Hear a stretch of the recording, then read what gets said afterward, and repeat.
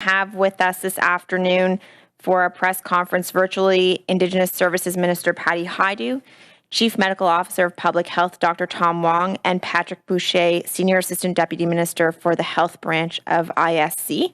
We will turn to opening remarks and then over to questions. So over to you, Minister Hajdu. Thank you very much, Marike. And Kwekwe, hello, bonjour. I'm here today on the traditional territory of the Fort William First Nation, situated in the Robinson Superior Treaty Territory area, and of course, many contributions by Métis people over the years. And I'm so grateful to be here in this beautiful land. Thank you again for joining us this week. We're here to provide an update on COVID-19, on the situation in Indigenous communities, and answer your questions. Je vous remercie. Thank you for joining us again this week. We're here to provide an update on the COVID situation in Indigenous communities and answer your questions. I'm joined by Dr. Wong, Chief Medical Officer of Public Health, and Patrick Boucher, Senior Assistant Deputy Minister of the First Nations and Inuit Health Branch. Now, we've seen rising numbers of people becoming sick with COVID-19, and it continues to be of great concern to communities, also placing our health and other systems under stress. One of the best tools that we have to protect ourselves, our families, and our communities is to ensure that we're fully vaccinated and that we support others to get vaccinated if they have not already been so. It's clear that vaccination is reducing the severity of disease in individuals and indeed saving lives. As communities continue to work to prevent new surges of COVID, including from the fast-spreading Omicron variant, I've heard the call from chiefs and communities for faster access to financial resources to prepare for outbreaks, implement additional public health measures, and respond quickly to COVID-19 cases to prevent widespread infection. So to help with those efforts, Indigenous Services Canada is flowing $125 million of COVID-19 public health funding directly to First Nations, self-governing, and modern treaty holders across the country to support their ongoing public health efforts. This additional financial support will help First Nations in their efforts to enhance their community surge capacity to protect against COVID-19 infections. Some examples of how the money may be used could include to administer vaccines and boosters or to conduct rapid testing. It could also be used to pay for surge staffing and other resources, food security, or other supports for people in isolation, or updating, reviewing, and activating pandemic response plans. The funding can also be used in a variety of other flexible means in a way that communities determine that will best protect their members. Speed of support matters when a community is under threat of an outbreak, and we will continue to support Indigenous leaders and communities as they work to protect their members. Avec ces nouveaux variants et sa vitesse de... With this new variant and its ability to spread very quickly, the department has heard from the chiefs and the communities who have talked about the need to have quicker access to financial resources to prepare, update additional public health measures and respond to COVID outbreaks. To meet these needs, I'm therefore happy to announce today that Indigenous Services Canada will be allocating a total of $125 million in public health funding pertaining to COVID-19. This money will be given directly to the First Nations, self-governing governments, and modern treaty signatories throughout the country and to support their efforts in public health. The First Nations can use this funding to support their ability to intervene in communities and to deal with the surging number of COVID-19 cases. For example, they can use this funding to administer vaccinations and boosters or to do rapid testing. This money can also be used to obtain staff and operational resources or for food or other support measures for the residents who are self-isolating. The funding can also be used to update, review, and activate intervention plans in case of a pandemic. The money will be allocated using the Indigenous Community Support Fund methodology and will include an allocation to the First Nations Health Authority in British Columbia. The allocation and its temporary implementation criteria have also included careful considerations for needs of remote and isolated First Nations. The Indigenous Community Support Fund also remains available to Indigenous communities and organizations. This needs-based fund gives First Nations, Inuit, and Métis communities and organizations the flexibility to design and implement community-based solutions so that they can prevent, prepare, or respond to the spread of COVID-19 within their communities. Indigenous Service Canada regional offices and regional medical officers of health across the country remain available to assist First Nations, Inuit, and Métis communities and organizations if they need immediate help with an outbreak or support such as temporary infrastructure, rapid testing, or PPE.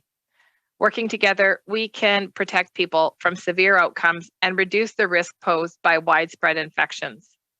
There are many supports and efforts underway with partners across the country, but I'm particularly grateful to the First Nations, Inuit, and Métis leaders and community members in the communities who are getting vaccinated and helping each other during this difficult time to stay well.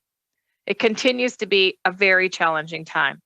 Mental health and wellness resources are available if anyone needs assistance. The Hope for Wellness hotline and web chat is available 24 hours a day, 7 days a week, and services are provided in English, French, and upon request in Ojibwe, Cree, and Inuktitut. Please also check out the new Pocket Well app. This is a free tool from the federal government. It's available for download and use as a companion to the Wellness Together Canada portal. Let's continue to support one another and reach out to those around you. And of course, ask for help if you need it. Thank you. And now I'll turn it over to Dr. Wong, Chief Medical Officer of Public Health.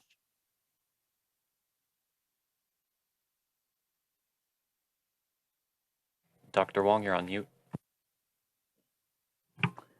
Bonjour. I want to acknowledge that I'm on the unceded territory of the Algonquin people. As of January the 18th, over 1 million vaccine doses have been administered in First Nations, Inuit, and territorial communities. And of those, over 85% of individuals aged 12 and up have received a second dose. Only about 20% of adults have received a booster dose. And over 40% of children aged 5 to 11 have received at least one dose. As of January the 19th, there are 5,097 active cases in First Nations communities. Sadly, there have been a total of 588 fatalities with COVID since the beginning of the pandemic. Le Canada agit rapidement avec les dirigeants. Canada is taking quick action with the First Nations, Inuit, and Métis communities in cooperation with local partners, as well as provincial and territorial governments, in order to support these communities and to reduce the impact of the virus. I'm cautiously optimistic that we will see a decline in COVID because of the measures taken. With First Nations, Inuit, and Métis leadership, and alongside local, provincial, and territorial partners where needed to deliver supports to blunt the impact of the virus. I'm cautiously optimistic that the Omicron wave may be flattening on reserve nationally if public health measures continue to be optimized. Earlier this week, Health Canada authorized Paxlovid to treat adults with mild to moderate COVID who are at high risk of progressing to serious disease. This is another important tool in preventing hospitalization from COVID.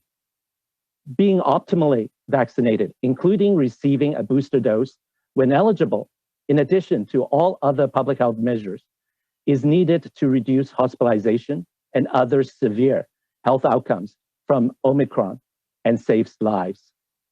Indigenous Services Canada is supporting the My Vax Journey campaign led by Indigenous youth and the National Aboriginal Friendship Centre, which includes a recently released public service announcement in 7 Indigenous languages. Be safe and kind to one another. Together, we shall overcome Omicron. Miigwech, nakumek, merci, thank you, merci. And now I would turn over to the Senior Assistant Deputy Minister, Patrick Boucher. Tanchi, hello, bonjour. Before I begin, I want to first off acknowledge that I am joining you today from the traditional and unceded territory of the Algonquin people. Comme l'a mentionné la ministre Hajdu, As Minister Hajdu said, the department is in the process of allocating $125 million in direct funding to communities to support them with public health measures. This funding is aimed at helping the communities to provide services with respect to public health and COVID-19, meeting their needs. In this case, we will also provide additional assistance to help communities to deal with the effects of the Omicron variant that we are all experiencing.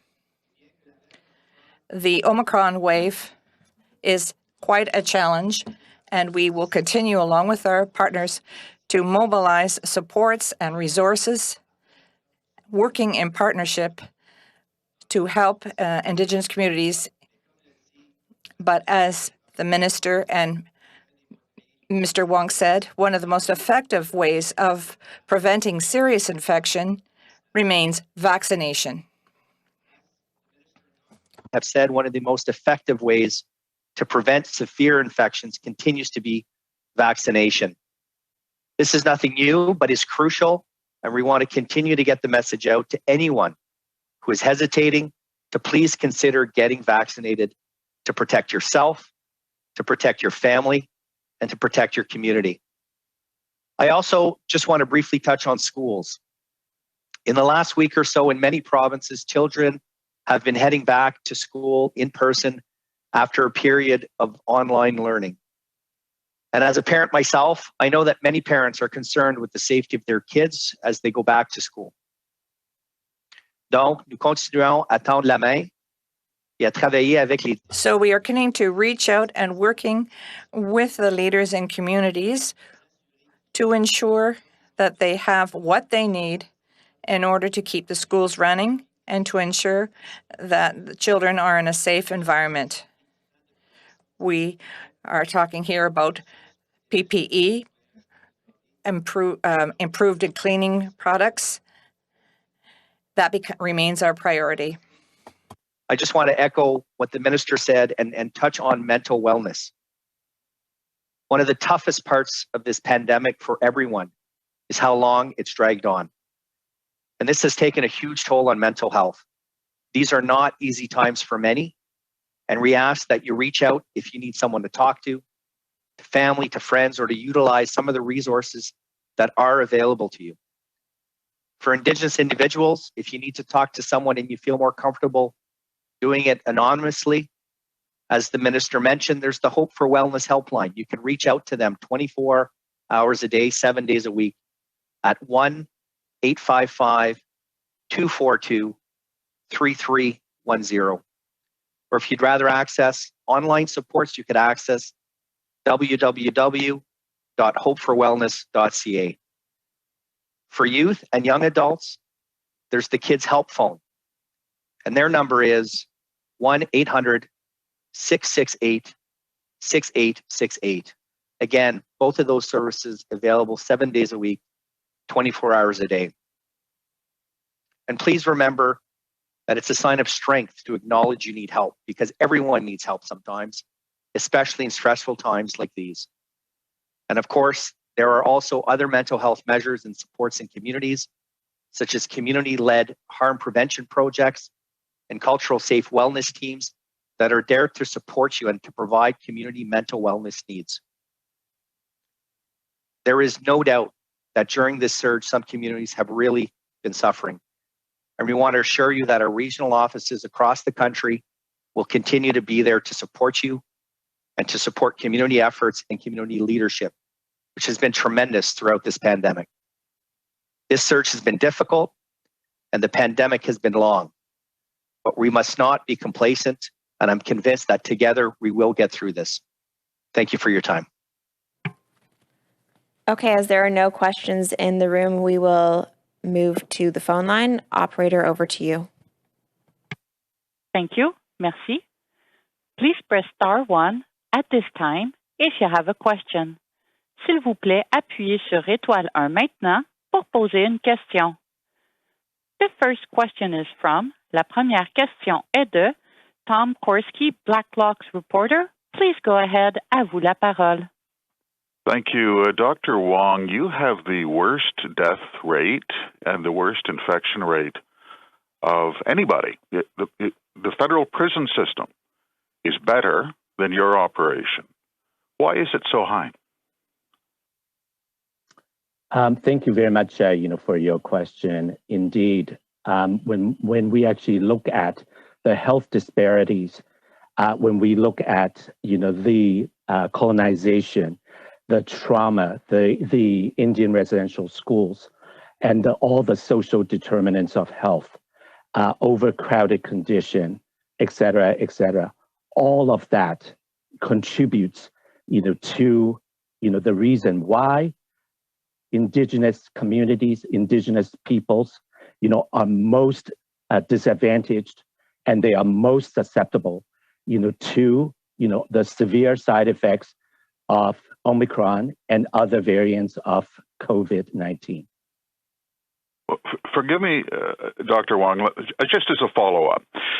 You have a higher death rate among Indigenous people for whom you are responsible for on healthcare than Indigenous inmates in federal prisons. You are the worst in the country of any jurisdiction. Forget about colonialism or Champlain. Someone must be responsible for this. You are supposed to have your own personal protective equipment stockpile. You are supposed to be on the job. So who's responsible for this? We, as a department, support Indigenous partners, Indigenous communities. We provide PPE. We provide vaccine in collaboration with the rest of Canada, other departments, and we provide services in collaboration with provinces and territories in order to support Indigenous communities. Is that enough? No, and I think that it is so important for us to understand that all the social determinants of health and the gaps in services, they must be addressed. Thank you. Thank you. Merci. The next question is from, la prochaine question est de Rafi Boudjikanian, CBC News. Please go ahead, à vous la parole. Thanks very much. This question is for the minister. Could you provide more details about the review you committed to in last week's news conference on Jordan's Principle? How are you going to ensure therapists get paid for their services and First Nations kids don't fall through the cracks?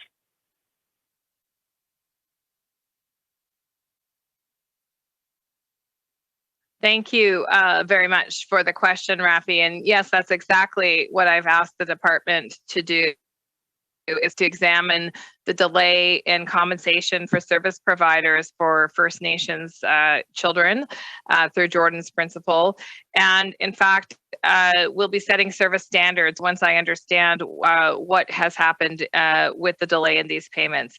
I personally work in and live in Northern Ontario and have met as a member of Parliament a number of service providers who have appealed to me directly as a member of Parliament in the past about more rapid payments. Some of these service providers are sole operators of a small business and, of course, don't have the kind of financial flexibility to wait for payments for a very long time. Perhaps I can turn to Patrick Boucher to say a few more words, but this is critically important to me that people who are providing these services in a timely fashion get timely payment. Sure. Thank you, Minister, and thanks for the question, Rafi. Just to articulate a bit the process. So after a product or service has been provided to the child, the parent or service provider sends the receipt or invoice to the department, and our payment, and we always endeavor to pay that invoice as fast as possible, and we're working hard to maintain that that standard and that level of response. And as the minister mentioned, there's always room for continuous improvement, and we're dedicated to look at that. Even with the tremendous increase in volume, which has been roughly 79% increase in the number of invoices processed for the first 6 months of 2021-22 fiscal year when compared to the same period the year before. That said, we have to do better, and we're committed to do it to make sure that those invoices get rapidly paid. So we're watching further to her comment last week on this. Okay, and as a follow-up, can you confirm whether the federal government is going to be giving N95 masks and rapid tests to all First Nations students?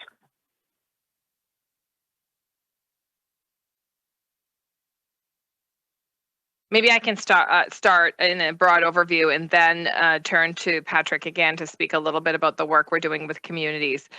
There are a number of different ways that communities can access the kinds of supplies they need, whether it's rapid tests or PPE, for a variety of different community needs.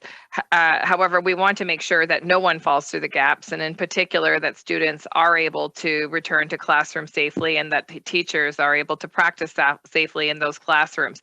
And so we've put out a call to communities to let us know if there are still gaps in the kinds of supplies that they need for school, for any other essential purpose in the community to protect people from COVID-19. And I'll turn to Patrick to speak about the school situation a bit more closely. Sure, thanks, Minister. So we've reached out to all of the schools and actually do that on a regular basis. And since the beginning of the pandemic, through the Safe Return to School funding that was provided to elementary and secondary education on reserve. Further to that, the COVID-19 public health funding can also be utilized to meet the needs that communities deem relevant within their own communities and schools. So there's been a lot of work there, and I have to really congratulate the communities for the leadership that they've provided in terms of making sure that there is a safe environment for their children to go back to school. There is those ongoing conversations. As of yesterday, we were reaching out again just to make sure that they have what they need, whether it's on PPE, whether it's on sanitation type measures that could be enhanced within their schools. So that's going to continue as long as this pandemic continues, to make sure that, again, in partnership with communities, we're supporting them to address the gaps that may exist and that they may uncover. But I'll also turn to Dr. Wong on the question of PPE and testing and the tremendous work that the department has done to ensure that we're providing communities with what they need around that. Thank you very much, for your question. We work, in locksteps with the communities and the provinces and territories in order to best support all communities, all children in school or outside of school. We set aside supplies of PPEs and rapid tests so that no child is left behind and no communities are left behind. Thank you. Thank you. Merci. The next question is from, la prochaine question est de Dylan Robertson, Winnipeg Free Press. Please go ahead. À vous la parole.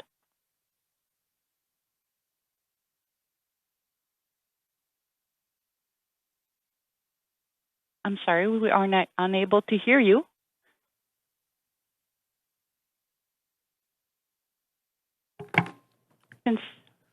We can go to the next question. Perfect, thank you. The next question is from, la prochaine question est de Christy Kirkup, de Globe and Mail. Please go ahead. À vous la parole.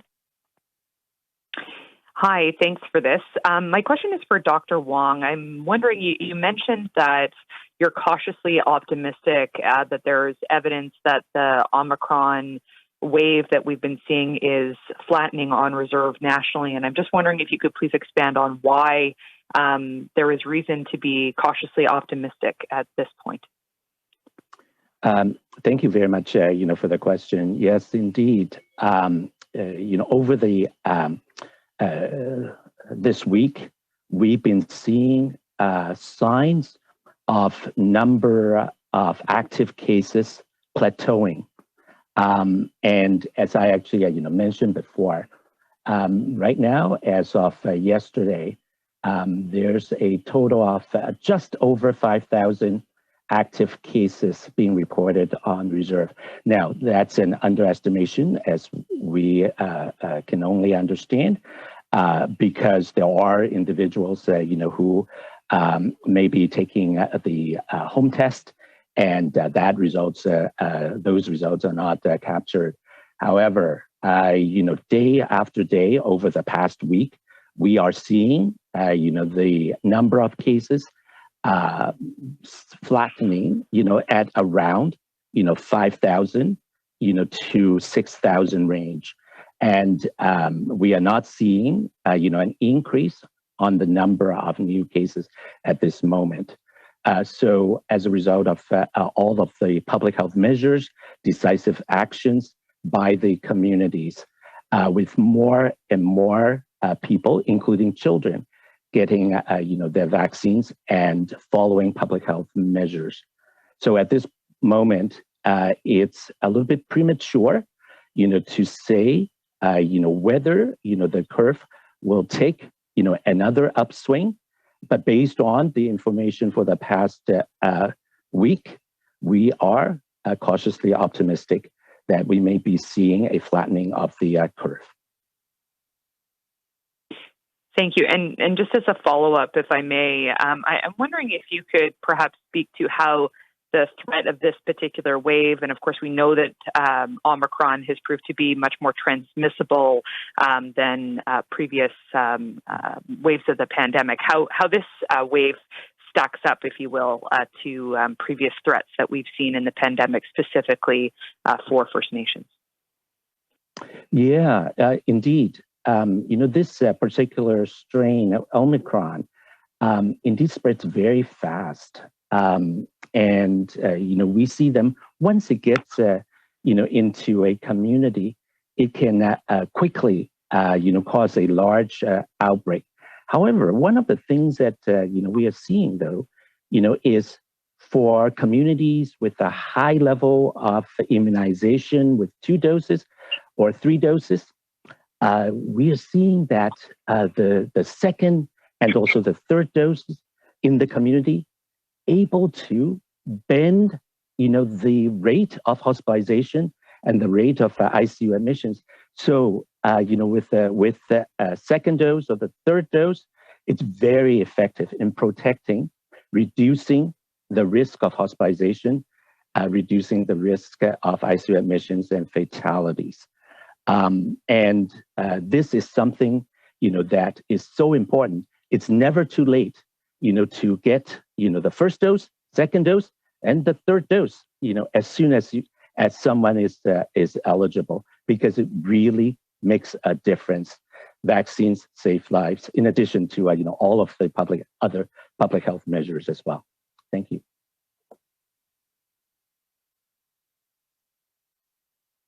Thank you. Merci.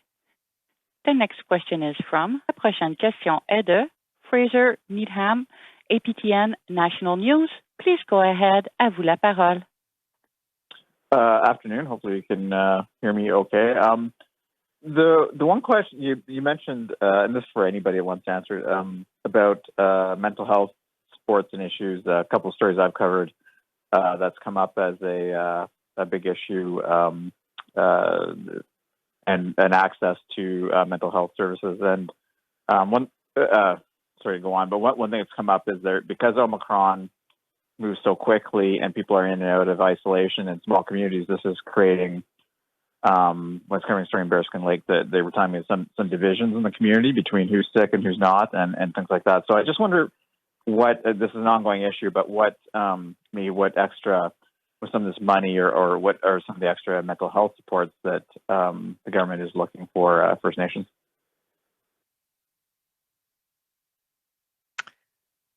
Maybe I can just start, and maybe Patrick, you can speak about the extra additional on the ground supports in a case like Bearskin, where there's a significant crisis.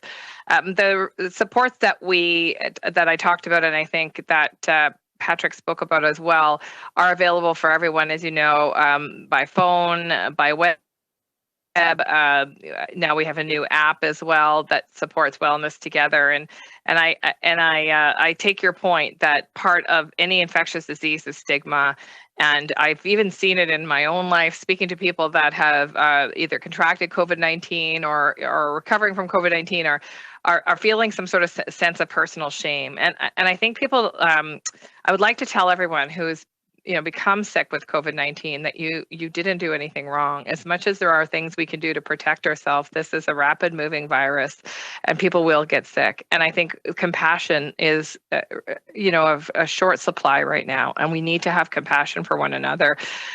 People will get ill. We have medical professionals that are guiding us about what we need to do when we do get ill so we can protect our family and our friends and communities. But it's natural to feel afraid as well of catching the virus. And so that creates a tension that you're talking about in especially small communities where everybody knows everybody. And so in those cases, when there is a crisis that's significant and prolonged in such a severe way, we do have resources available through Indigenous services to be able to have people on the ground face-to-face to support people that can then access those services in even more intimate ways, that can speak with someone in person. There are also capacities within different communities depending on the circumstance. Patrick, maybe you can speak a bit more about some of those urgent supports that we put into place with communities that are in stress or distress. Absolutely, Minister, and this is a very huge challenge that we're all grappling with, and that I think through COVID has put a bit of a spotlight on the needs in communities around mental wellness and mental health. So we're working in close collaboration with First Nations, Inuit partners, and provinces and territories to really advance Indigenous-led approaches to mental wellness, and that's really the direction that we need to continue to go in. So there are community-led, culturally grounded mental wellness teams available to communities. We mentioned some of the support lines or the virtual supports in our opening comments. The Inuit and First Nation communities are also have funding for life promotion and suicide prevention, including on the land healing, which often work quite well for communities. We have the non-insured health benefits program and mental health counseling available through that. Of course, Jordan's principle for people, for youth to access the mental wellness supports that they need to get better and to get through these very difficult times, and so on and so forth. But I'll turn to Dr. Wong as well to see if he has anything to add on that. But at the end of the day, this needs to be community-led. Communities know best what their needs are, and they need to be culturally relevant supports to address those needs. Dr. Wong, anything you want to add? Yeah, indeed, community knows best, and the best outcome is when community leads the efforts, supported, by departments such as ours and others in the provinces and territories.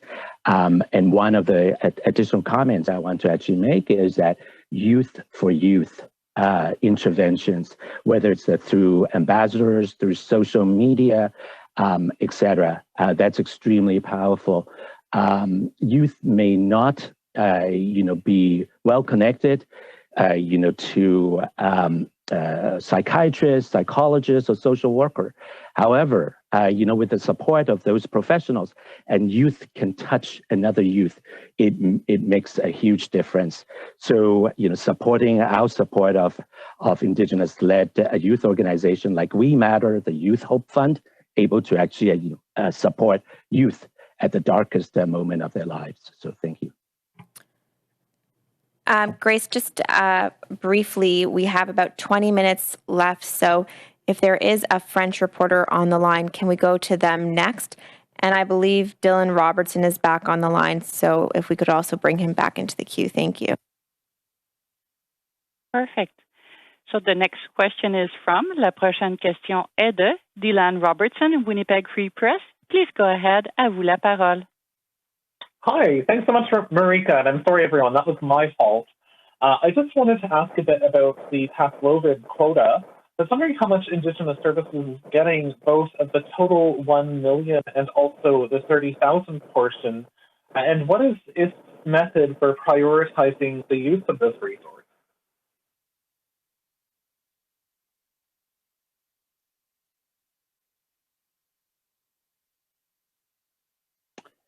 Perhaps, I will actually, address this question. And perhaps the minister, may want to actually have additional comment.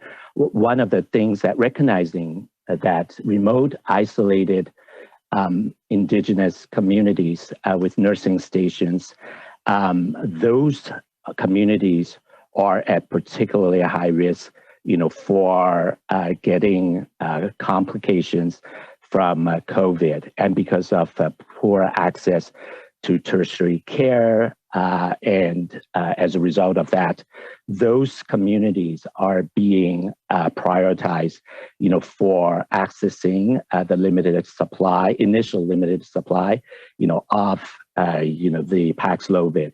So, with the first shipment into Canada, which is, at this point, 30,000 treatment courses of the product. For those remote and isolated communities, we've worked, with our colleagues at Public Health Agency of Canada, with provinces and territories, in order to prioritize, the allocation and the access of this new medication to Indigenous communities in the north, in remote and isolated communities. At this point, for the initial 30,000, 1,300 treatment courses are set aside for the exclusive purpose for remote isolated nursing stations for high-risk individuals who are at high risk for developing complications and progression to severe infections. And further discussions with provinces and territories, with the Public Health Agency of Canada, with the communities, to actually expand the access as Canada gets the second shipment, the third shipment, and more shipments into Canada. Thank you.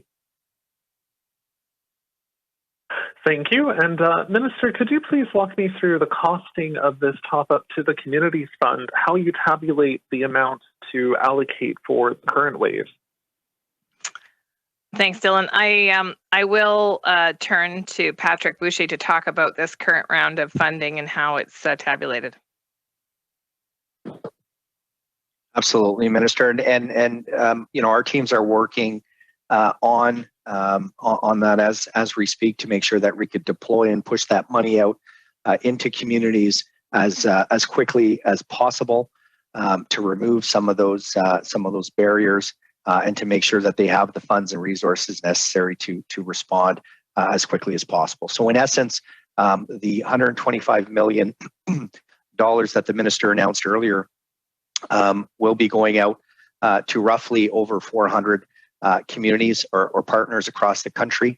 There's a $25,000 base for each community, and then further allocations based on population, remoteness, and community well-being. So this is a methodology that's been around since the beginning of the pandemic and that's been used for the ICSF funding. So for example, a community with over 10,000 in population would be eligible to receive approximately $1 million.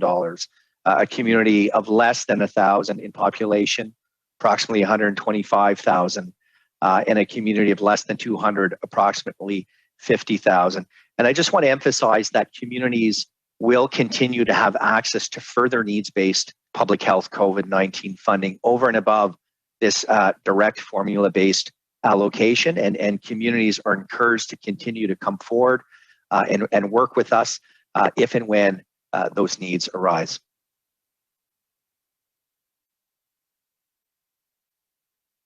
Thank you. Merci. The next question is from, la prochaine question est de Stephanie Taylor, the Canadian Press. Please go ahead. À vous la parole. Hi. Thanks so much for your time. This question is for Dr. Wong. What areas are you concerned about when it comes to vaccination coverage?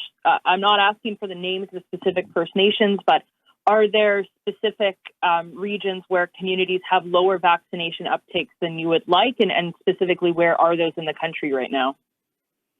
Yeah, thank you very much for your question. Each part of the country, for our Indigenous communities, have some areas where the vaccine uptake is lower, than the general population and lower than other Indigenous communities.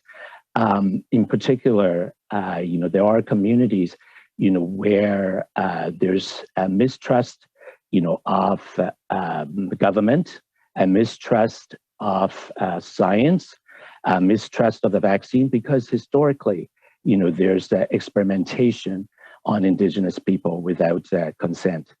One of the things that we are seeing is, even though each part of the country has places where there's a low vaccine uptake, there are places with high vaccine uptake also.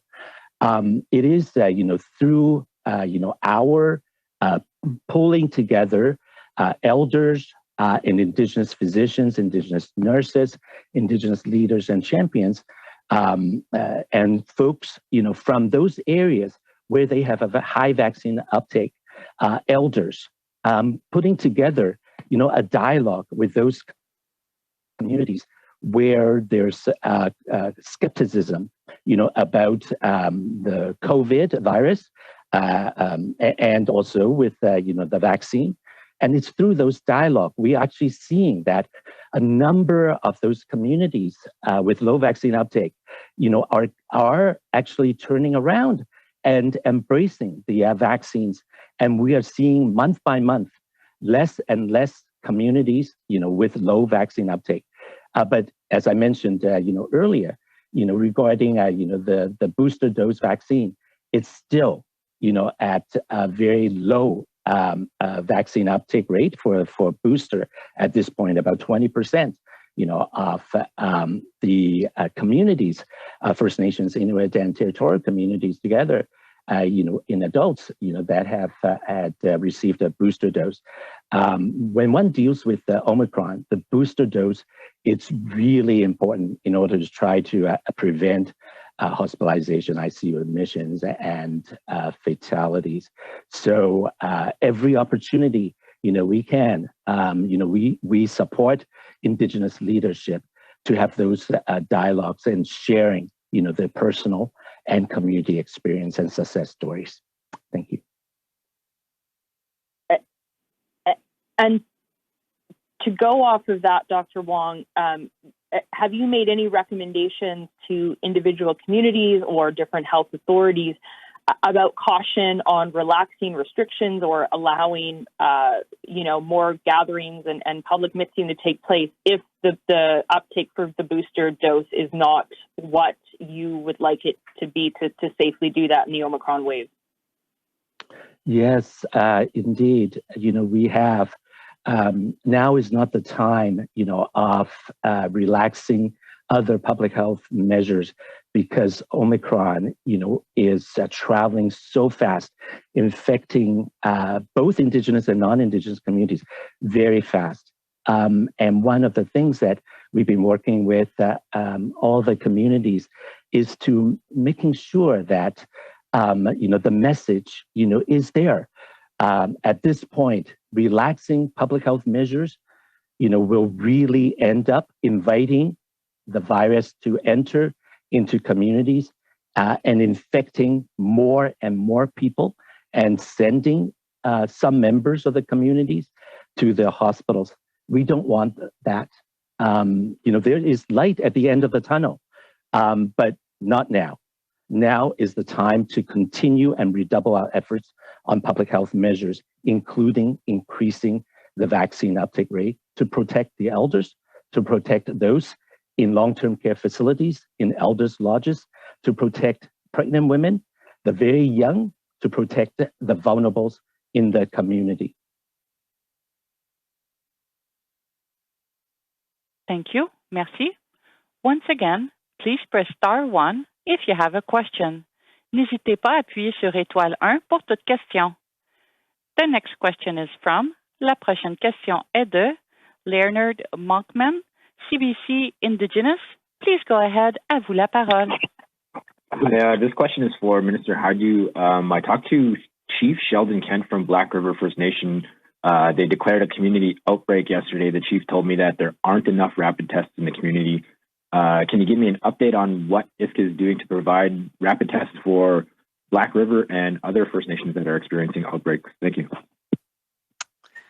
Well, thank you very much for the question, and I'll actually turn to Patrick or Dr. Wong to speak about this, as they'll be more actively involved. Absolutely. So maybe I'll start and then I'll turn to you, Dr. Wong. As we've mentioned on several occasions, we are in continuous contact with communities.